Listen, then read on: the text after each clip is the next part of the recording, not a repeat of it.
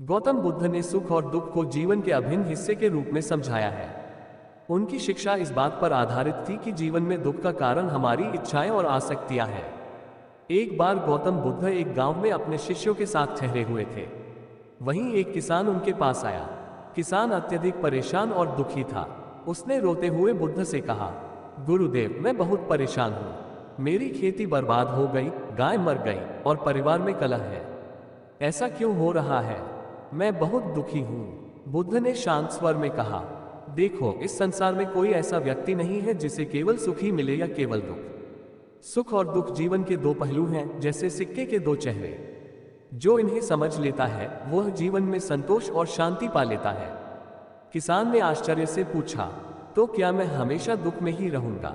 बुद्ध मुस्कुराए और बोले, नहीं, जैसा सुख स्थायी नहीं है वैसे ही दुख भी स्थायी नहीं। जब हम किसी चीज को खो देते हैं तो दुख होता है, लेकिन जब हमें कुछ अच्छा मिलता है तो सुख होता है। ये चक्र चलता रहता है। सुख दुख दोनों ही हमारे मन की अवस्था है। यदि तुम अपनी इच्छाओं और आसक्तियों को छोड़ दोगे तो दुख से मुक्त हो जाओगे। गौतम बुद्ध की यह कहानी हमें सिखाती है कि सुख और दुख जीवन का हिस्सा है। हमें न तो सुख में बहुत आसक्त होना चाहिए और न ही दुख में बहुत घबराना चाहिए। जब हम जीवन को तटस्थ भाव से स्वीकार करना सीखते हैं तभी सच्ची शांति और आनंद प्राप्त करते हैं। किसान ने बुद्ध की बातों को ध्यान से सुना, लेकिन वह अब भी उलझन में था।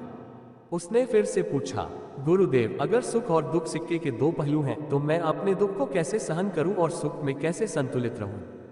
बुद्ध ने उसे और समझाने के लिए एक और कहानी सुनाई। बुद्ध बोले, मान लो एक सारथी अपने रथ को लेकर एक रास्ते पर चल रहा है। कभी रास्ता समतल होता है तो रथ आराम से चलता है, लेकिन कभी रास्ता उबड़ खाबड़ होता है तो रथ हिलने लगता है। यदि सारथी अपना ध्यान केवल समतल रास्ते पर केंद्रित करे और उबड़ खाबड़ रास्ते को स्वीकार न करे तो क्या वह यात्रा पूरी कर पाएगा? किसान ने सिर हिलाते हुए कहा, नहीं, उसे दोनों रास्तों को सहन करना होगा। बुद्ध मुस्कुराए और बोले, ठीक यही जीवन का नियम है।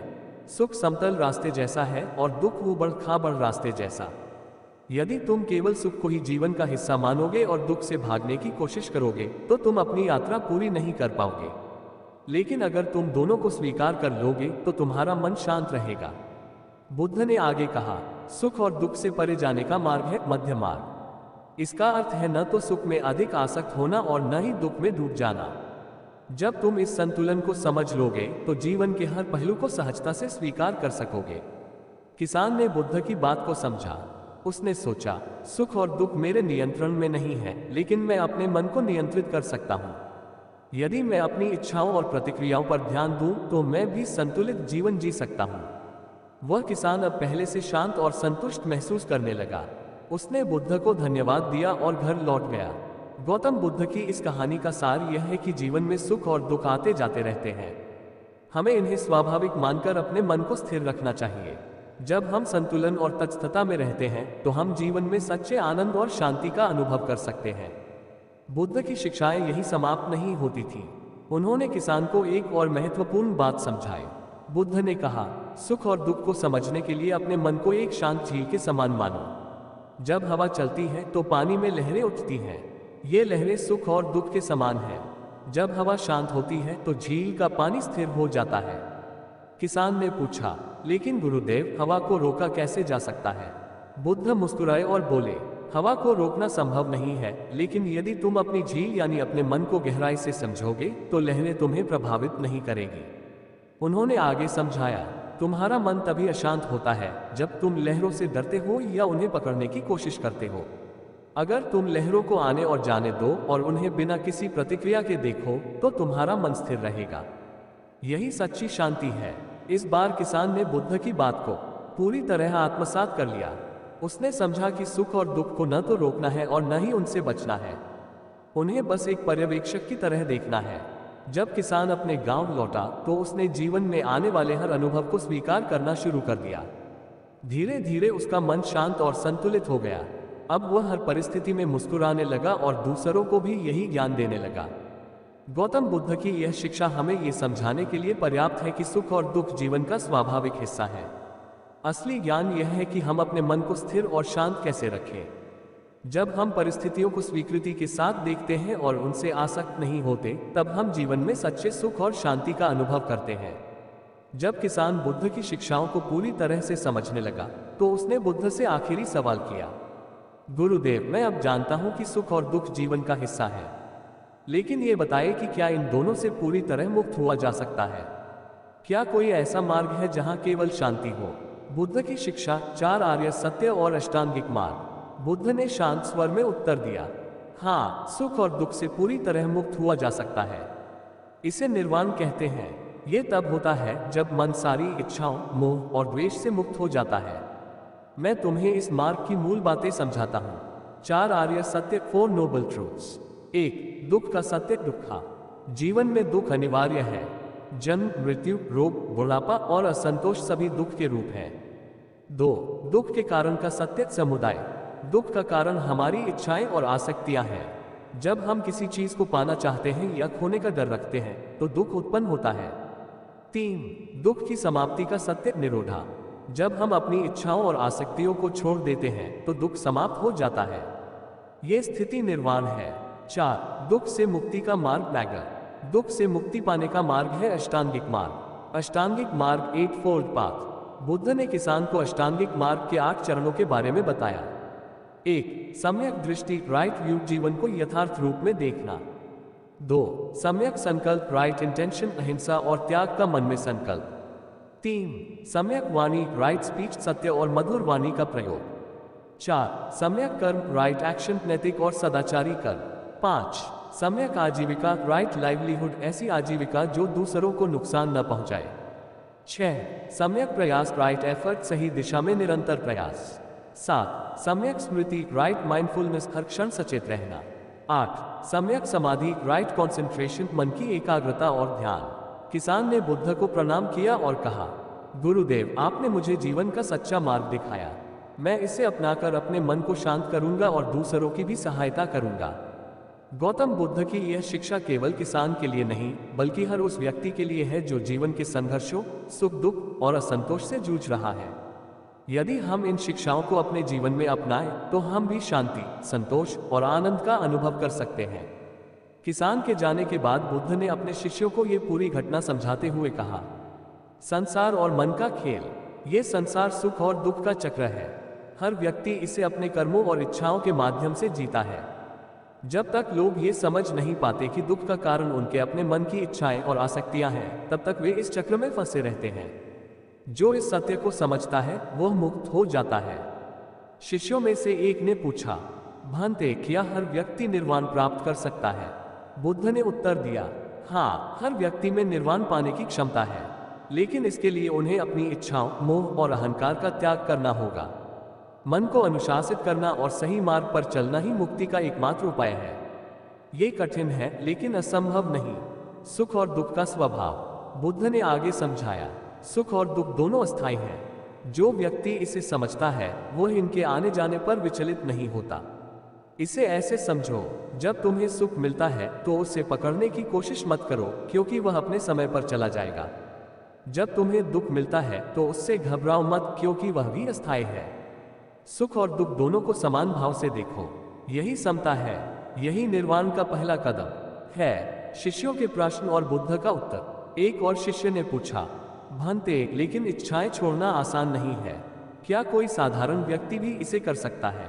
बुद्ध ने उत्तर दिया, इच्छाओं को पूरी तरह छोड़ना तुरंत संभव नहीं है, लेकिन पहला कदम है उन्हें पहचानना। जब तुम जानोगे कि कौन सी इच्छा तुम्हारे दुख का कारण है, तो उसे छोड़ने की प्रक्रिया शुरू हो जाएगी। एक एक करके जब तुम हर आसक्ति से मुक्त हो जाओगे, तो तुम्हारा मन स्वतः शांत हो जाएगा। किसान ने बुद्ध की इन शिक्षाओं को अपने जीवन में अपनाना शुरू किया। वह धीरे धीरे अपनी इच्छाओं और मोह को छोड़ने लगा। अब वह हर परिस्थिति में शांत और स्थिर रहने लगा। गांव के लोग उसकी बदली हुई अवस्था देखकर आश्चर्यचकित थे। जब उनसे इसका कारण पूछा गया, तो उन्होंने कहा, मैंने अपने जीवन में सुख और दुख को स्वीकार करना सीख लिया है। अब मैं इनसे परे शांति का अनुभव करता हूँ। ये सब बुद्ध की शिक्षा का प्रभाव है। गौतम बुद्ध का संदेश यही था कि जीवन में सुख और दुख को तटस्थ भाव से देखना सीखें। इन्हें अपने ऊपर हावी न होने दें। जब हम जीवन को समता और तटस्थता के साथ देखते हैं, तभी हम सच्चे सुख और शांति का अनुभव कर पाते हैं। इस शिक्षा का सार है, जीवन को समझदारी और संतुलन के साथ जियो, स्वयं को जानो और भीतर की शांति पाओ। तारांकन: किसान की कहानी ने गांव और आसपास के क्षेत्रों में काफी प्रभाव डाला। लोग उसकी बदली हुई स्थिति और शांत व्यक्तित्व को देखकर हैरान थे। किसान अब न केवल अपने जीवन को सुधार चुका था, बल्कि वह बुद्ध की शिक्षाओं को अपने कार्यों और व्यवहार से दूसरों को भी सिखाने लगा। धीरे धीरे गांव के और लोग भी बुद्ध से मिलने और उनकी शिक्षाओं को सुनने के लिए प्रेरित हुए। एक दिन गांव के कुछ लोग बुद्ध के पास पहुंचे और पूछा, गुरुदेव, किसान तो बदल गया, लेकिन हम भी अपने जीवन में शांति चाहते हैं, हमें भी कुछ मार्गदर्शन दीजिए। बुद्ध ने सभी को एक सरल उदाहरण देकर समझाया। मान लो एक चूल्हा है जिसमें लकड़ियां जल रही हैं। आग जलती रहती है क्योंकि तुम लकड़ियां डालते जा रहे हो, लेकिन यदि तुम लकड़ियां डालना बंद कर दो तो क्या होगा? गांव के एक बुजुर्ग ने कहा, गुरुदेव, आग धीरे धीरे बुझ जाएगी। बुद्ध ने कहा, ठीक यही तुम्हारे जीवन का नियम है। तुम्हारे मन की बेचैनी और दुख उसी चूल्हे की तरह है। तुम्हारी इच्छाएं और आसक्तियां उस चूल्हे में डाली जाने वाली लकड़ियां हैं। जब तक तुम इन लकड़ियों को डालते रहोगे तुम्हारा मन अशांत रहेगा, लेकिन यदि तुम इन्हें रोक दोगे तो तुम्हारा मन धीरे धीरे शांत हो जाएगा। एक युवा ने पूछा, गुरुदेव, इच्छाओं और मोह को रोकना कैसे संभव है? क्या कोई साधारण तरीका है जिससे हम इस चक्र से बाहर निकल सके? बुद्ध ने उत्तर दिया, इसे धीरे धीरे और धैर्य के साथ किया जा सकता है। सबसे पहले अपने जीवन में साधारण नियम अपनाओ। 1. सत्य बोलो। 2. दूसरों का भला सोचो। 3. संतोष रखना सीखो। 4. ध्यान का अभ्यास करो। 5. जो है उसे स्वीकार करना सीखो। जब तुम इन सरल बातों को अपनाओगे तो तुम्हारा मन धीरे धीरे अपनी इच्छाओं और मोह से मुक्त होने लगेगा।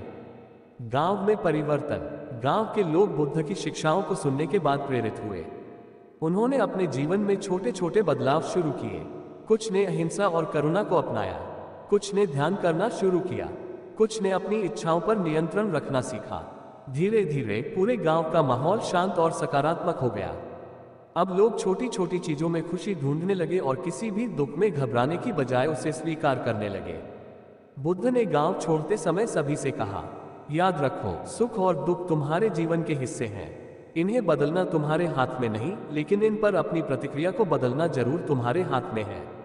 यही शांति और आनंद का मार्ग है। गांव वाले उनके इस अंतिम संदेश को अपने जीवन का मूल मंत्र बना लिया। उनके जीवन में सुख दुख अब केवल एक अनुभव बन गए और वे हर स्थिति में संतुलन बनाए रखने लगे। इस तरह बुद्ध की शिक्षाएं केवल एक किसान तक सीमित नहीं रहीं, बल्कि पूरे गांव के जीवन को बदलकर उसे एक आदर्श स्थान बना दिया। बुद्ध की शिक्षाओं ने गांव के लोगों के जीवन को बदल दिया था, लेकिन उनकी शिक्षाएं यही समाप्त नहीं हुई। उनके संदेश धीरे धीरे और भी दूर तक फैलने लगे। बुद्ध के शिष्य और गांव के लोग उनके उपदेशों को लेकर अन्य गांवों और नगरों में जाने लगे। कुछ समय बाद एक धनी व्यापारी बुद्ध के पास आया। वह अपनी संपत्ति और ऐश्वर्य के बावजूद बेहद अशांत और दुखी था। उसने बुद्ध से कहा, गुरुदेव, मेरे पास सब कुछ है, धन, परिवार, प्रतिष्ठा, लेकिन फिर भी मेरा मन बेचैन रहता है।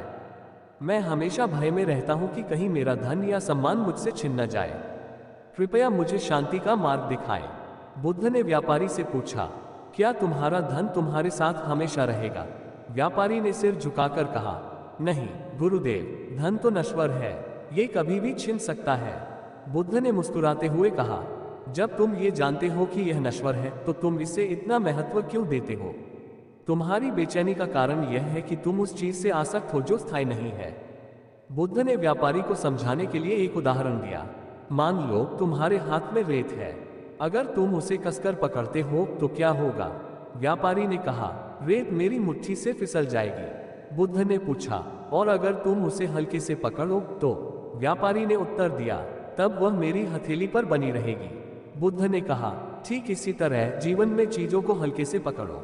न तो धन पर अधिकार जताओ, न ही रिश्तों पर। इन्हें स्वीकार करो, लेकिन इनसे आसक्त मत बनो, तभी तुम्हारा मन शांत होगा। व्यापारी ने बुद्ध की बात को गहराई से समझा। उसने अपनी संपत्ति और रिश्तों को अपनाने का तरीका बदल दिया। अब वह अपने धन का उपयोग दूसरों की मदद करने में करने लगा। उसकी बेचैनी धीरे धीरे समाप्त हो गई और वह एक शांतिपूर्ण जीवन जीने लगा। गांव और व्यापारी की कहानियां दूर दूर तक फैली। लोग बुद्ध की शिक्षाओं को समझने के लिए उनके पास आने लगे। धीरे धीरे गांव का हर व्यक्ति, व्यापारी और अन्य अनुयायी अपने जीवन में शांति का अनुभव करने लगे। बुद्ध ने सभी से कहा, याद रखो, शांति तुम्हारे बाहर नहीं, तुम्हारे भीतर है। यदि तुम अपनी इच्छाओं और मोह को पहचानकर उनसे मुक्त हो जाओ तो तुम्हारा जीवन सुख और दुख से परे हो जाएगा। यही निर्वाण है, यही सच्चा आनंद है। इस तरह बुद्ध की शिक्षाएं न केवल व्यक्तिगत जीवन बदलती रहीं, बल्कि पूरे समाज को शांति और संतुलन का मार्ग दिखाती रहीं। उनकी कहानियां आज भी हमारे जीवन को प्रेरणा देती हैं और हमें सिखाती हैं कि सुख और दुख को कैसे संतुलित किया जाए। गौतम बुद्ध की शिक्षाओं का प्रभाव गांव और व्यापारी से आगे फैलते हुए पूरे क्षेत्र में छा गया। उनके संदेश न केवल व्यक्तिगत जीवन को बल्कि पूरे समुदाय को बदलने की शक्ति रखते थे। कुछ समय बाद एक स्थानीय राजा को बुद्ध के उपदेशों के बारे में पता चला। वह अपने राज्य में उथल पुथल और अशांति से परेशान था। जनता में असंतोष था और राज्य के कई हिस्सों में विद्रोह हो रहे थे। राजा ने सोचा कि बुद्ध की शिक्षाओं से उसे अपने राज्य में शांति स्थापित करने का उपाय मिल सकता है। राजा बुद्ध के पास पहुंचा और कहा, गुरुदेव, मैं अपने राज्य को सुखी और शांत देखना चाहता हूं, लेकिन लोग आपस में झगड़ते हैं और मेरे सैनिक विद्रोह को रोकने में असफल हो रहे हैं। कृपया मुझे मार्गदर्शन दीजिए। बुद्ध की शिक्षा, संतुलन और करुणा। बुद्ध ने राजा से पूछा, राजन, क्या तुम अपने राज्य के सभी लोगों को समान रूप से देखते हो? क्या तुम्हारे मन में उनके प्रति करुणा और न्याय का भाव है? राजा ने उत्तर दिया, मैं न्यायप्रिय राजा हूं, लेकिन विद्रोहियों और असंतुष्टों के लिए मेरे मन में क्रोध और घृणा है। बुद्ध ने मुस्कुराते हुए कहा, यही तुम्हारी समस्या की जड़ है। जैसे एक पिता अपने सभी बच्चों को समान रूप से प्यार करता है, वैसे ही एक राजा को अपने राज्य के हर व्यक्ति के प्रति करुणा और समानता का भाव रखना चाहिए। क्रोध और घृणा से तुम्हारा राज्य स्थिर नहीं हो सकता। बुद्ध ने राजा को समझाने के लिए एक कहानी सुनाई। एक बार एक जंगल में बांस के पेड़ एक दूसरे के साथ झगड़ने लगे। हर पेड़ सोचता था कि वह सबसे ऊंचा और सबसे मजबूत है, लेकिन जब एक तूफान आया तो सभी पेड़ गिर गए, क्योंकि वे एक दूसरे का सहारा देने के बजाय आपस में लड़ रहे थे। फिर वहीं पास में कुछ झाड़ियां थीं जो तूफान में बच गईं, क्योंकि वे एक दूसरे से बंधी हुई थीं। बुद्ध ने कहा, राजन, तुम्हारा राज्य भी इसी जंगल की तरह है। यदि तुम्हारे लोग एकजुट नहीं हैं और एक दूसरे के प्रति सहानुभूति नहीं रखते तो राज्य स्थिर नहीं रहेगा। करुणा और सहयोग से ही राज्य मजबूत होगा। राजा ने बुद्ध की बातों को गहराई से समझा। उसने अपनी प्रजा के प्रति करुणा और समानता का भाव अपनाना शुरू किया।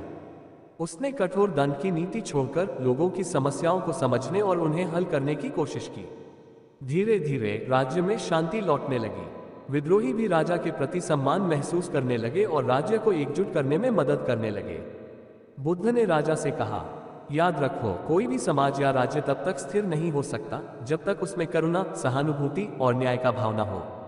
क्रोध और घृणा से केवल विनाश होता है, लेकिन करुणा और समझदारी से स्थिरता और शांति आती है। राजा के राज्य में शांति स्थापित होने के बाद बुद्ध की शिक्षाओं का प्रभाव और भी बढ़ गया। लोग समझने लगे कि सुख और दुख को स्वीकार करना, करुणा का अभ्यास करना और न्यायपूर्ण जीवन जीना ही सच्चे सुख का मार्ग है। इस तरह बुद्ध की शिक्षाएं न केवल व्यक्तियों को बल्कि पूरे समाज को बदलने की ताकत रखती थीं। उनकी करुणा, ज्ञान और समता का संदेश आज भी हमें प्रेरित करता है कि हम अपने जीवन और समाज में शांति और संतुलन कैसे ला सकते हैं। गौतम बुद्ध की शिक्षाएं राजा और उसके राज्य में शांति लाने के बाद भी निरंतर फैलती रहीं। उनके शिष्य और अनुयायी दूर दूर तक गए और लोगों को सत्य, करुणा और समता का मार्ग दिखाने लगे। इस यात्रा में कई और कहानियां और घटनाएं घटित हुई जो आज भी हमें जीवन जीने की प्रेरणा देती हैं। एक बार एक महिला जिसका नाम किसा गौतमी था, अपने मृत बेटे के शव को लेकर बुद्ध के पास आई। वह दुख से व्याकुल थी और बुद्ध से अपने बेटे को पुनर्जीवित करने की प्रार्थना करने लगी। बुद्ध ने उसे शांत किया और कहा, मैं तुम्हारे बेटे को जीवित कर सकता हूं, लेकिन तुम्हें पहले मेरे लिए एक कार्य करना होगा। जाओ और उस घर से एक सरसों का दाना लेकर आओ जहां किसी ने मृत्यु का दुख न देखा हो। मृत्यु का सत्य। किसा गौतमी ने गांव के हर घर का दरवाजा खटखटाया, लेकिन उसे ऐसा कोई घर नहीं मिला जहां किसी ने मृत्यु का सामना न किया हो। हर जगह उसे यही उत्तर मिला कि मृत्यु जीवन का एक अटूट हिस्सा है। थक हार कर वह बुद्ध के पास लौटी और कहा, गुरुदेव, मैंने समझ लिया है कि मृत्यु से बचा नहीं जा सकता। ये हर किसी के जीवन में आती है। बुद्ध ने उत्तर दिया, मृत्यु और दुख जीवन का हिस्सा है, लेकिन समझो कि ये अस्थायी है। हर जन्म मृत्यु की ओर ले जाता है। जो इस सत्य को समझ लेता है वह दुख से मुक्त हो सकता है। किसा गौतमी ने अपने दुख को स्वीकार कर लिया और शांति प्राप्त करने के लिए बुद्ध के मार्ग पर चलने का निश्चय किया। बुद्ध ने अपने शिष्यों और अनुयायियों को बार बार यह सिखाया कि जीवन में सुख दुख, जन्म मृत्यु, लाभ हानि सभी अस्थायी हैं। जो इन घटनाओं को स्वाभाविक रूप से स्वीकार करता है वह सच्ची शांति का अनुभव करता है। मोह और आसक्ति का त्याग करना ही सच्चा ज्ञान। गौतम बुद्ध ने अपने जीवन के अंतिम वर्षों में भी यात्रा करना नहीं छोड़ा। वे हर जगह जाकर लोगों को शिक्षित करते रहे। अंततः 80 वर्ष की आयु में कुशीनगर में उन्होंने महापरिनिर्वाण प्राप्त किया। अंतिम समय में उन्होंने अपने शिष्यों को संदेश दिया, सब वस्तुएं नश्वर हैं, अपने प्रयास से ही मुक्ति प्राप्त करो, स्वयं पर निर्भर रहो और धर्म को अपना मार्गदर्शक बनाओ। गौतम बुद्ध की शिक्षाएं उनके महापरिनिर्वाण के बाद भी जीवित रहीं। उनके शिष्यों ने उन्हें संजोया और पूरी दुनिया में फैलाया। आज भी उनका संदेश हमें प्रेरित करता है कि हम अपने भीतर शांति और करुणा को स्थान दें और जीवन के हर अनुभव को समान भाव से स्वीकार करें। सत्य की राह पर चलो, करुणा का अभ्यास करो और अपने मन को शांत बनाओ, यही जीवन का सर्वोच्च उद्देश्य है। गौतम बुद्ध के महापरिनिर्वाण के बाद उनकी शिक्षाओं को उनके शिष्यों ने संरक्षित किया और पूरे विश्व में फैलाया। उन्होंने धर्म के 4 प्रमुख स्तंभों को अपने जीवन का आधार बनाते हुए आगे बढ़ाया।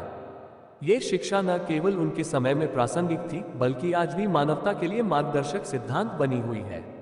बुद्ध के महापरिनिर्वाण के बाद उनके प्रमुख शिष्यों ने उनके उपदेशों को संरक्षित करने के लिए सभाएं आयोजित की। इन सभाओं में बुद्ध की शिक्षाओं को व्यवस्थित रूप से संरक्षित किया गया और उन्हें त्रिपिटक नामक ग्रंथों में लिखा गया।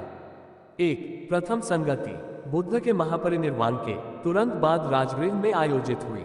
शिष्य महाकश्यप ने इसे नेतृत्व दिया। उपदेश सूत्र, नियम, विनय और ध्यान की प्रक्रियाओं को व्यवस्थित किया गया। 2. द्वितीय संगति 100 वर्षों बाद वैशाली में हुई। इसमें विनय आचार संहिता पर चर्चा हुई। 3. तृतीय संगति सम्राट अशोक के शासनकाल में पाटलिपुत्र में आयोजित हुई। इसमें बुद्ध की शिक्षाओं को और भी अधिक व्यवस्थित किया गया और उनका प्रचार प्रसार सुनिश्चित किया गया। 4. चतुर्थ संगति कश्मीर में कनिष्क के शासनकाल में हुई। यहाँ बौद्ध धर्म को महायान और हीनयान 2 भागों में वर्गीकृत किया गया। सम्राट अशोक ने बुद्ध की शिक्षाओं को न केवल भारत में बल्कि एशिया के कई अन्य देशों में फैलाने का कार्य किया। उन्होंने अपने पुत्र महेंद्र और पुत्री संघमित्रा को बौद्ध धर्म का प्रचार करने श्रीलंका भेजा।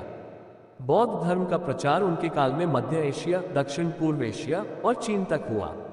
अशोक ने अपने शिलालेखों और स्तंभों पर बुद्ध के संदेश खुदवाए, जो आज भी उनके प्रभाव की गवाही देते हैं। गौतम बुद्ध की शिक्षाएं जैसे कि 4 आर्य सत्य, अष्टांगिक मार्ग और करुणा का अभ्यास आज भी मानवता को प्रेरित करती हैं। 1. ध्यान मेडिटेशन ध्यान की प्रक्रिया ने आज की भागदौड़ भरी दुनिया में मानसिक शांति और आत्मविश्लेषण का मार्ग प्रदान किया है। 2. अहिंसा और करुणा बुद्ध के अहिंसा और करुणा के संदेश ने कई आंदोलनों को प्रेरित किया, जैसे महात्मा गांधी का स्वतंत्रता संग्राम। 3. समता का संदेश बुद्ध का समता का सिद्धांत आज भी सामाजिक समानता और न्याय के लिए प्रेरणा स्रोत है। 4. आध्यात्मिकता बुद्ध की शिक्षाएं धर्म से परे जाकर मानव मन के विकास और आत्मज्ञान की बात करती हैं, जो हर युग में प्रासंगिक रहती हैं। बुद्ध के विचारों का विश्व पर प्रभाव गौतम बुद्ध के विचारों ने न केवल भारतीय समाज को बदला, बल्कि पूरे विश्व को मानवता, शांति और करुणा का पाठ पढ़ाया। बौद्ध धर्म के माध्यम से एशिया के कई देशों में शांति का संदेश गया। जापान, थाईलैंड, श्रीलंका, तिब्बत और म्यांमार जैसे देशों ने इसे अपने जीवन का आधार बनाया।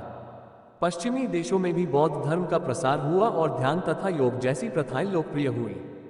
गौतम बुद्ध का जीवन हमें सिखाता है कि मनुष्य अपने भीतर की शक्ति और सत्य को पहचानकर कैसे अपने और समाज के जीवन को बदल सकता है। उनका हर उपदेश हमें ये प्रेरणा देता है।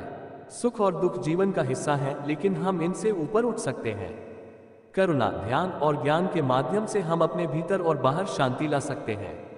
जो सत्य का मार्ग अपनाता है वह अपने जीवन में सच्चा आनंद और शांति प्राप्त करता है।